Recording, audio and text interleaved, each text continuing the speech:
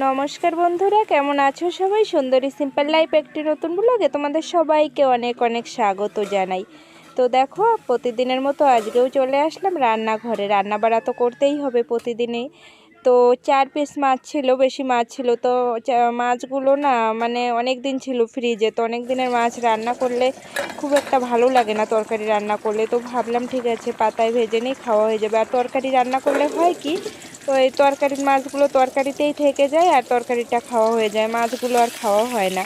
তার ভাজলে মাছ খাওয়া হয়ে যাবে। 4 জন্য 4 পিসই ছিল। তো ফুলকপি ভাজার জন্য কেটে নিয়েছি, আর এদিকে বেগুন ভাজি আর মাছ ভাজা। বাস আজকে এরকম ভাজা ভাজাই তরকারি থাকবে। তো চলো পুরো রান্নাবাড়াটা সেরে ফেলি। বেগুন ভাজাটা এদিকে বসিয়ে দিলাম, ফুলকপিটা আরেকটা কড়াইতে সেদ্ধ করে নিয়ে জল ঝরিয়ে তারপরে এদিকে ভাজা বসিয়ে দিয়েছি। ফুলকপি ভাজা আনুষের বাবার অনেক পছন্দের খাবার, মানে একটা হলেই আর অন্য কোনো তরকারি মানে নিতেই চায় না, এই একই ভাজা দিয়ে খেয়ে নেয়। তার জন্য আর টেনশন নেই, ফুলকপি ভাজা থাকবে বাস। তো চলো রান্নাবাড়াটা তাড়াতাড়ি করে সেরে ফেলি। তাড়াতাড়ি করে রান্নাবাড়াটা সেরে তারপরে গেলাম পাশে মামা বাড়িতে।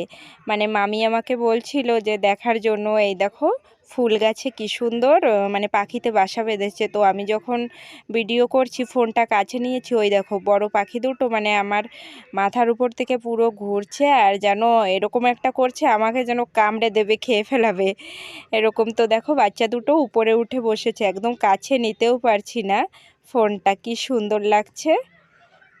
বিকেল 3টের মতো বাজে, এই যে আমি আর আনুষ আমরা যাচ্ছি একটু বাজারে। কি করতে যাচ্ছি জানিস তুই? বন্দুক না, কালকে সরস্বতী পুজো, তো আনুষের এতদিন ড্রেস কেনা হয়নি, মানে দেবো কি না দেবো সেটাই ভেবে ভেবে তো যাচ্ছি। ফাইনালি একটা কেনা হবে, তো তার জন্যই যাচ্ছি এখন বাজারে। তো এখন যাচ্ছি একটু বাজারে, মানে আমি আর আনুষ যাচ্ছি আনুষের একটা ড্রেস নেওয়ার জন্য। তো এতদিন যাওয়া হয়নি, মানে নেওয়া হয়নি, আজকেই যাচ্ছি, মানে আগামীকাল পুজো আর আজকেই যাচ্ছি। তো দেখো বাজারে কাছাকাছি এসে গিয়েছি। আর আমরা যেই দোকানটায় যাব সেই দোকানটা বিকেলে, এখন 3টে বাজে, তো পুজোর সময় ভীষণই ভিড় হয়, তার জন্য একটু আগে আগে বেরিয়ে পড়েছি যাতে ভিড়টা একটু কম হয়।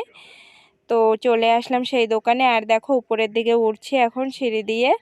তো এখন ভিড়টা একটু কমই আছে, কারণ এখন তো কেবল 3টে বাজে, আর আগেই কেনাকাটি সবার হয়তো হয়ে গিয়েছে, কারণ আগামীকালই তো পুজো। তো চলে আসলাম আমি ছেলেদের কাউন্টার যেখানে, সেখানেই চলে আসলাম। এদিকে জুতোও আছে অনেক, আনুষ আবার দৌড়ে দৌড়ে একটু জুতো দেখছিল। তো জুতো আর নেব না, কারণ ওর কাছে নতুন জুতো আছে। আর এদিকে আমি দেখছিলাম কোনটা নেব ড্রেস। সবাই তো এরকম মানে 10টা দেখবে একটাই নেবে, তো আমিও সেরকম চয়েস করছি কোনটা নেব কি না নেব সেটাই দেখছি। তারপরে ফাইনালি একটা নিয়ে নিয়েছি, পছন্দও হয়ে গিয়েছে। চলে গেলাম কাউন্টারে। তো দেখো কাউন্টারে তেমনও ভিড় নেই, 2-3 জনের পিছনেই আমি দাঁড়িয়ে আছি আমার ড্রেসটা নেওয়ার জন্য। তারপরে কাউন্টারে টাকা দিয়ে তারপরে চলে আসলাম। এই যে এই ড্রেসটা নিয়েছি, ওই যে আনুষের হাতে, ও নিয়ে যাচ্ছে আমার হাতে, আর দেবেই না, নতুন ড্রেস পেয়েছে, মানে ভীষণই খুশি। তো চলো বাড়ি গিয়ে তোমাদের দেখাচ্ছি কি ড্রেস নিলাম। তো বন্ধুরা দেখো চলে আসলাম বাড়িতে, আর এই যে এই ড্রেসটা নিয়েছি, মা খুলছে ড্রেসটা, কেমন হয়েছে কালারটা বলো তোমরা।